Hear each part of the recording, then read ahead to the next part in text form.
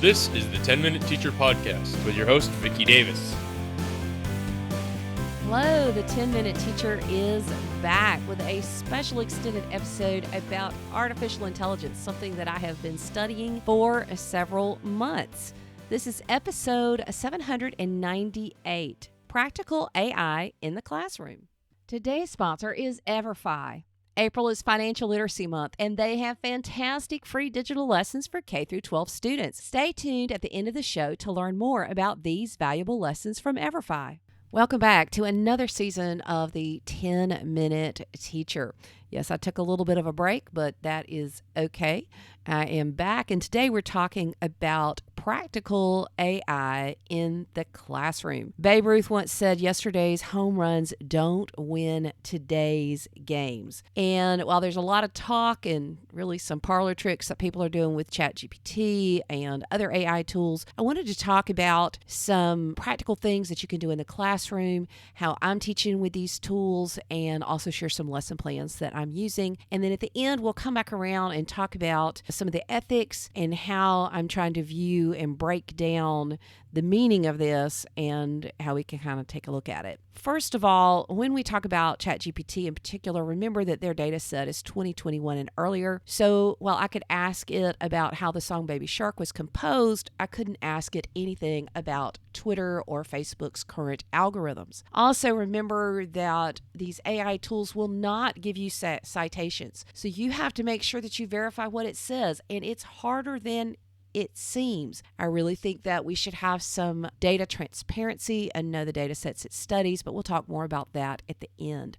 Also, remember that as you have your students do assignments with different AI tools, you will start spotting patterns or answers that can be common to students. For example, I had one student who asked it to write a story about him on Mars, and he was attacked by a dinosaur. I had another student who wrote about she and a friend eating at McDonald's, and a French fry came to life and attacked them. So two different stories, but a lot of this language was the same. I could see a common pattern. So sometimes you can see common patterns. If you haven't used it much, you'll go, oh, this is some new novel thing. But we will see patterns, and it will be spottable eventually if a lot of people start trying to pass off artificial intelligence as something they have originally written.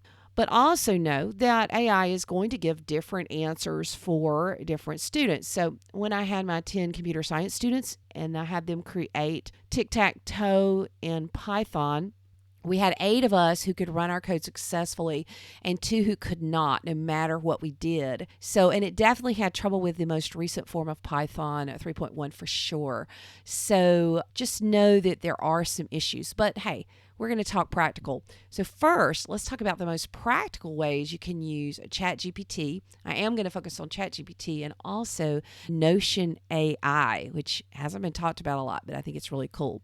So first of all, I have 2 rolling chairs, and my students really like to get to those chairs. So I typed in, I have 2 chairs that need to be shared by 9 students named, and then I typed in the students' names. Give me a 6-week rotation so everyone can use the chairs fairly and create it in tabular form. And I literally got a 6-week plan that I could copy and paste and put on the board. And it took just moments. That saved me time. That was a great teacher helper. The second thing is I teach a lot with Excel and spreadsheets, and I'm always looking for real-world data. So I asked ChatGPT, give me some real-world data and a description of the data to use with a student project where they would make a pie chart in Excel. I also said, give me a real-world data set of product sales to teach how to make a trend line graph in Excel. And each of those, I asked for it to describe the data, and I actually got some great stuff that I could adapt and use that was fresh and not from a textbook and not really from online. So I also work with a student broadcast. So I said, give me some Pi Day jokes I can use with my student news broadcast and make sure they have puns. And I was able to get quite a few suggestions. That was great. My family's planning a vacation this summer. So I said, write about a family of 17 going on vacation, written like a Shakespearean insult comic. And I was able to get a couple cute lines that I could text my family as we're looking forward to our trip. We also got a new phone system at work, and someone asked for tips on professional voicemail greeting. So I asked it to create tips for creating a professional voicemail greeting. I was able to take that, adapt it, and share it. Number 6, it is fantastic for software troubleshooting tips. So I asked it the question, how do you sharpen a video that is slightly blurry? And it gave some great advice. I had a teacher who emailed me and said, I want to make a slideshow of 155 photos that I have in OneDrive, and how can I quickly put it in PowerPoint? It gave rock solid instructions that I was able to copy and paste. And I did say, hey, I pulled this from an online resource called ChatGPT, and it worked. That was great. You can also take language and paste it in and say, lower this to grade level 2 or grade level 3. And it's pretty good. You're going to have to tweak it sometimes, but overall, lowering the grade level, it's actually pretty good at that. The other thing that's great, it gives pretty good reports when you paste in an essay on writing advice. I had a teacher try it, and she said, hey, I was going to say this and this, but it missed this and that. So what you can teach students to do is to paste their essay in and then say, give me advice on how to improve my writing. And it will give some general things. It will also give some grammatical and that sort of thing. So it's a great first pass for writing. No problem with that. Now, I want to shift to a notebook app called Notion, which has artificial intelligence built into it. And here's how I found it useful. And this is tip number 9 here for artificial intelligence. Solving a problem. I can type, as I'm solving a technology problem, I'll type in bullets my findings and thoughts, pros and cons. But then when I ask it to summarize, a lot of times I can see kind of the conclusion emerge or bubble up. And that's built right into Notion. I can ask it to make it longer or shorter. And I've really gotten some useful thoughts. So it's almost like a thinking assistant for me as I'm troubleshooting very complex technology problems and using Notion as my notebook. Now, the best thing I think is for meetings. So I can take notes for a meeting in Notion, and it can extract to-do items that I can basically copy and paste into an email. It can also type up a very solid meeting summary. So using Notion and the AI tool for meetings is fantastic. And I know these tools are built into other types of things as well. You can also brainstorm and ask it to generate ideas, and it's pretty good about that. Again, this data set that they use to train Notion, they say, is 6 months to a year old. So, but I really haven't found that to be a problem. I'm not asking it to do research for me. It's not really intended to do that. I'm really asking it to help me improve my thinking, summarize my thoughts, summarize meetings. So I did give a recent assignment to teach my students about artificial intelligence. It used ChatGPT and a few other tools, and it was called 20 Questions with ChatGPT. And here's some of the questions. I will include this in the show notes. So it was great at answering questions about ChatGPT. So what is ChatGPT? Who funded ChatGPT? We need to always look at that, everybody, because that does impact things. This is why the software from Microsoft, I think, is much better covered than some of the other software, because they're probably going to be building it into Microsoft Office. How is ChatGPT trained, and what type of data does it use to learn? And I had it ask ChatGPT, how can ChatGPT use to help programmers? You could also ask questions like, how can ChatGPT use to help writers or any different type of profession? And it also is pretty good at fixing coding errors, particularly HTML. So I had him paste in an error, and then it fixed it. What is the corrected code? I had it write code and HTML. I also had them ask for it to write software documentation to merge together an Excel spreadsheet and write a letter in Microsoft Word and print off copies, and to generate documentation. And it was pretty solid. Remember, it's not going to have the newer features. I asked it to explain conditional statements in Python. And now we did something funny. I had them ask ChatGPT to explain what search engine optimization was like as a character from a chick flick or an old Western or some sort of movie genre of their choice. Fixing code, explaining the product lifecycle in a tabular form. So you can say, I want you to do this in a tabular form or in a list form. And that can be very helpful. Of course, you can say 3 to 7 ingredients that you have in your house and ask it to write a recipe. Sometimes you can get pretty good recipes. Sometimes you can get a bagel with mustard on it. But of course, they're the ones who said bagel and mustard. Funny messages and that sort of thing. Now, I will say that one of my students asked it to help write a resignation letter for a deodorant tester using puns. This is so good, I've got to give you a little bit of this. So, dear insert manager's name, it is with a heavy heart and a light nose that I must tender my resignation as a deodorant tester at company name effective date of resignation. While I haven't appreciated the chance to sniff out the latest underarm products and put them to the test, I have realized that this line of work simply isn't the right scent for me. The constant exposure to the armpit aroma has taken its toll, and I need to make a change before I become a nose casualty. I want to express my gratitude for the opportunity to work with such a supportive and fragrant team at insert company name. I will always cherish the memories, even if they are a bit pungent. I pledge to make every effort to ensure a smooth transition and to help find and train my replacement so that the underarms of the world are always covered. Thank you again for the chance to work at company name and for the delightful, if not occasionally overwhelming experiences I have had as a deodorant tester. Now, a point that I'm going to make is the student came up with a really creative, funny question. So we got a pretty creative, funny answer here. I was pretty impressed with that. So you can also ask it to continue the joke. Two students come in late to computer science class, continue the joke. Or two students do this or do that, continue the joke. And I found this really useful to use in lesson plans. A student has a problem with a spreadsheet. Continue the joke, please. And I can use that in my class. We're always looking for kind of funny, if not cringy jokes, aren't we, teachers? So that can be used for you. In designing workout routines, you can say, I have 5 minutes after I wake up, design a workout routine that will meet my objective. Now, here's one I love.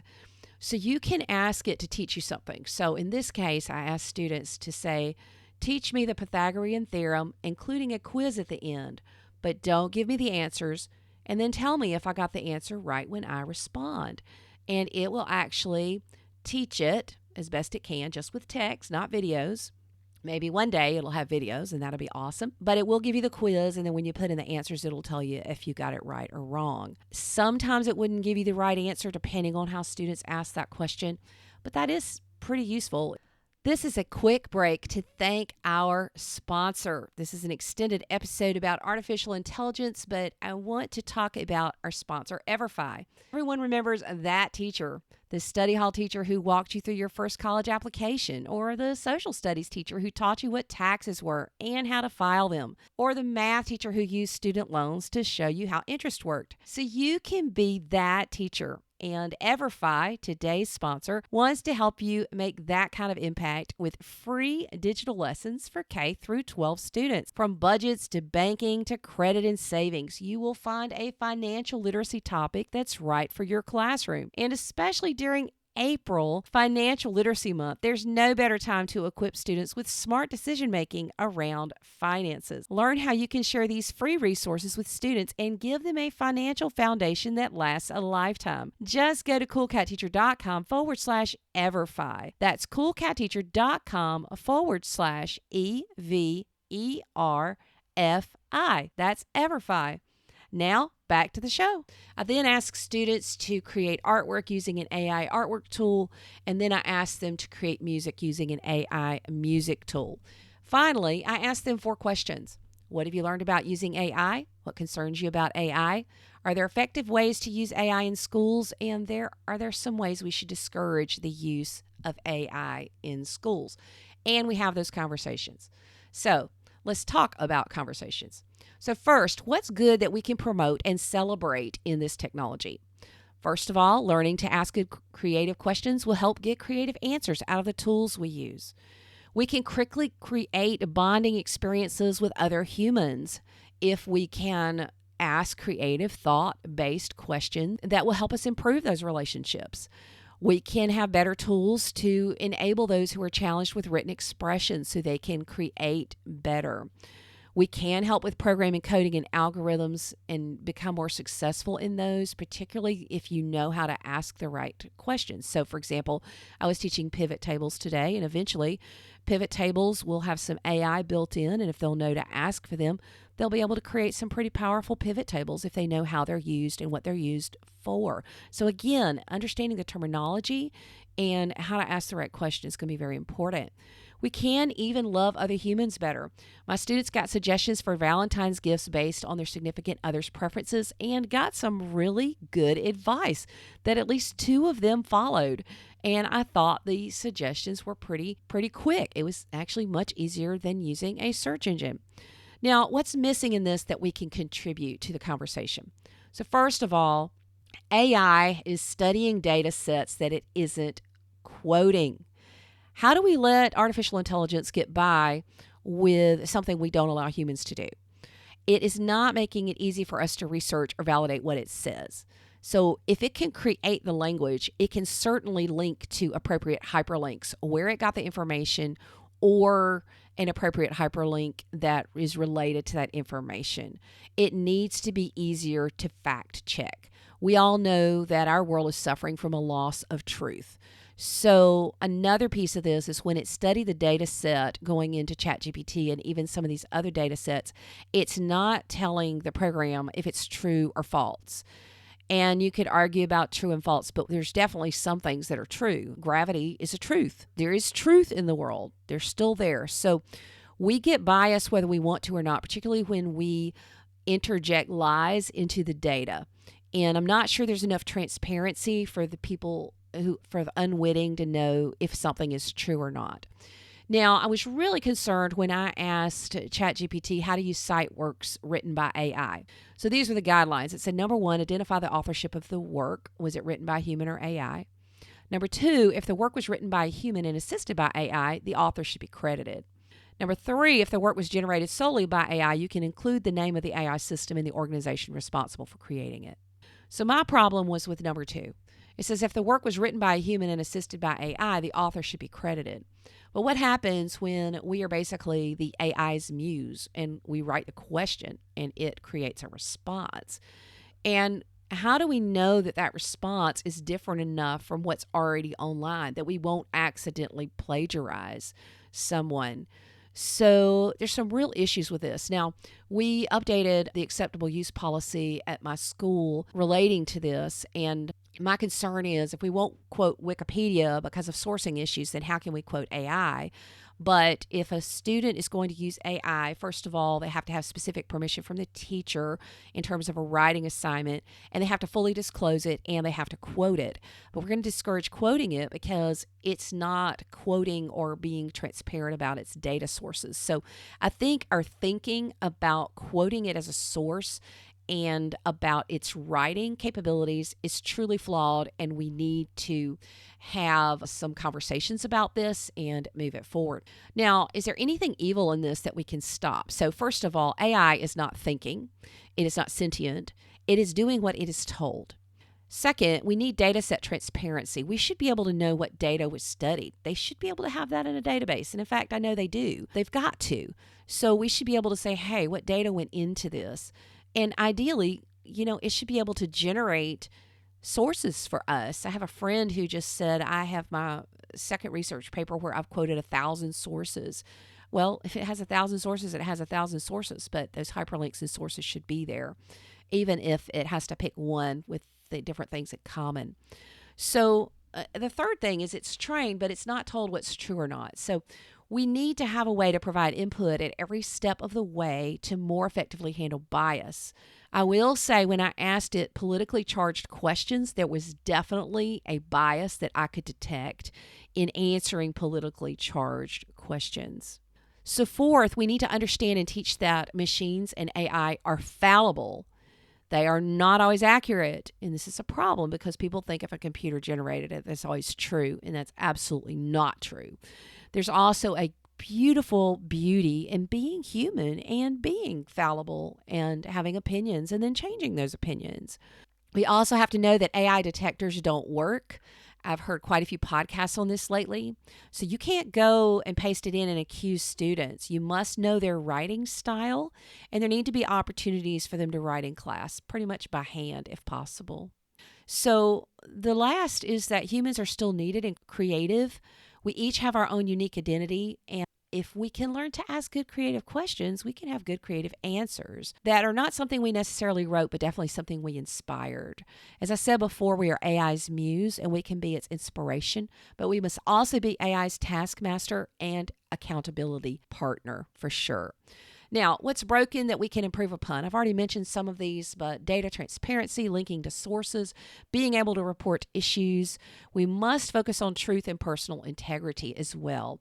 So as a human, just because you can trick an AI detector does not mean it's okay to submit another's work as your own. And AI is another entity besides you. So personal integrity is more important than ever in a world with AI. We need to understand that this is another revolution, but it doesn't replace our identity as beautiful and unique humans that have value and are unique. Now, last thing I'd like to quote is some research quoted by Sean Acor in an article called New Harvard Research Reveals a Fun Way to Be Successful. And they studied people who were positive outliers as it determined with change. And it found that when there were changes in the economic landscape or the political landscape or at an educational institution, they saw those changes not as threats, but as challenges. And this is what they said, quote, "And we watched those groups of people over the next 3 to 6 weeks. And what we found was if we could move people to view stress as enhancing, a challenge instead of a threat, we saw a 23% drop in their stress-related symptoms. It produced a significant increase not only in levels of happiness, but a dramatic improvement in their levels of engagement at work as well." So if we can start seeing these as challenges, not as threats, and ways that we can magnify existing human intelligence, it's very important because while we call this AI, artificial intelligence is really still something that we humans have created. It's actually seeming intelligent by studying huge data sets of human writing. So in the end, it is just magnifying existing human intelligence. There is always a place for the creative, unique, divergent thinker in this world. And most likely, for example, the legal profession, most lawyers will partner with AI tools to help them write better. And for quite some time, lawyers have been using tools to paste in different contract language. So AI is just going to be a helper for them, as it will be for many different professions. Giuseppe Mazzani said, "Slumber not in the tents of your fathers. The world is advancing. Advance with it." I do believe that there is great opportunity here, that there are great challenges, but there are also opportunities, and that we need to be part of those opportunities. I've brought all of this into my classroom. My students are doing assignments with ChatGPT, 7th grade up. We have discussed our modified acceptable use policies, when we can use it, when we shouldn't be using it. And then also, we're working very hard to be familiar with a student's method of writing. This does mean probably writing classes will have to be a lot smaller than they used to be, but that's just part of being a teacher. And in this environment, a true teacher who builds relationships with their students and knows them is more important than ever. So I hope you found some great examples of things that you can do in your classroom with artificial intelligence. And I hope you'll be part of the conversation. This is AI. I wouldn't even say it's 1.0. I'd say it's AI 0.01. That's where we are. And we'll be moving forward together. But we need to be having these conversations with our students and not treating this as something that is a threat. It could be a threat if none of us have personal integrity. But as I said, personal integrity and truth are more important than ever. Thanks for listening, and I look forward to hearing what you think on Twitter or email me, Vicky@coolcatteacher.com. Thanks for listening. Thanks for listening to today's episode, and thank you to EVERFI. I hope you will check out their free lesson plans and financial resources celebrating Financial Literacy Month. Just go to coolcatteacher.com/EVERFI. That's coolcatteacher.com/EVERFI.